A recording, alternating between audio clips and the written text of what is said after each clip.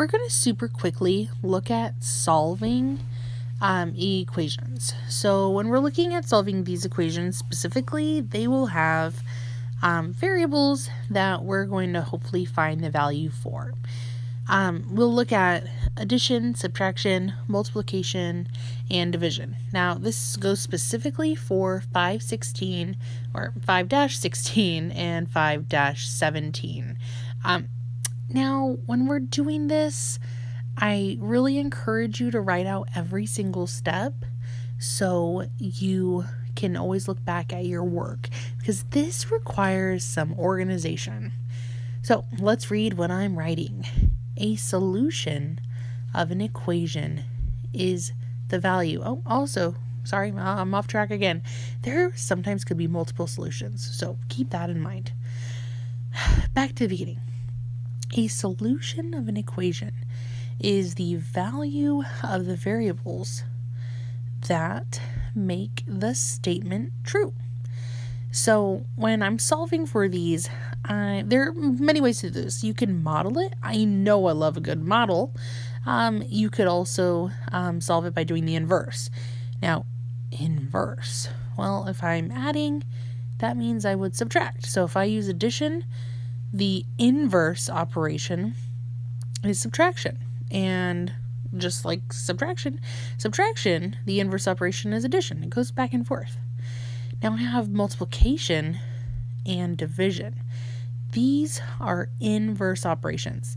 They kind of undo each other in a way, or they cancel themselves out. With multiplication and division, you really want to look at how it's being asked, because sometimes they can be set up in a way that might be new to you. And while it looks like a fraction, it's really division. And that's why it's just really important to take your time. And as always, ask questions if you need it. Never be ashamed to ask questions. So let's practice a couple while we're here. The first one we're going to practice is we're going to stick with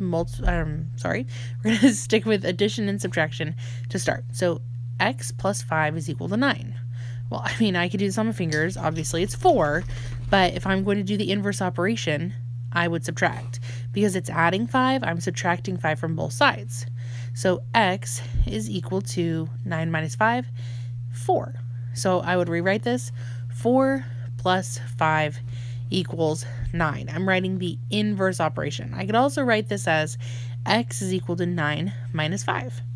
So that is a true statement, absolutely. Let's look at another example.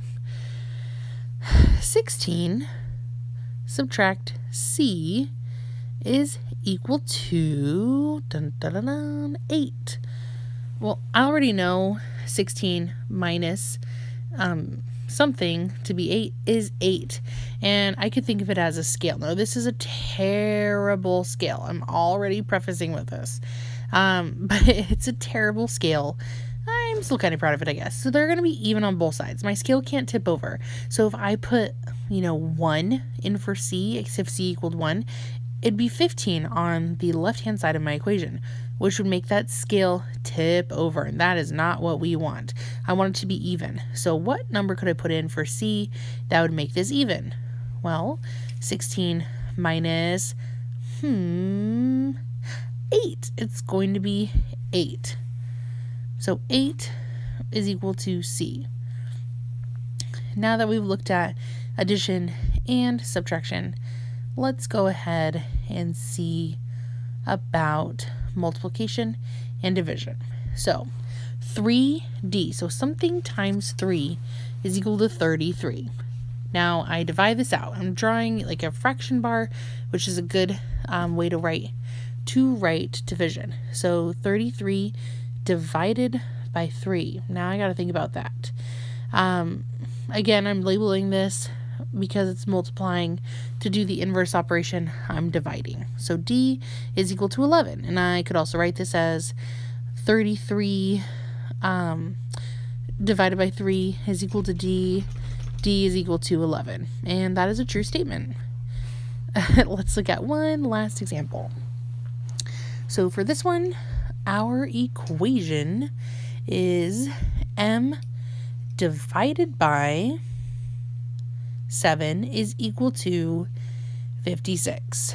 Oh, sorry. 8.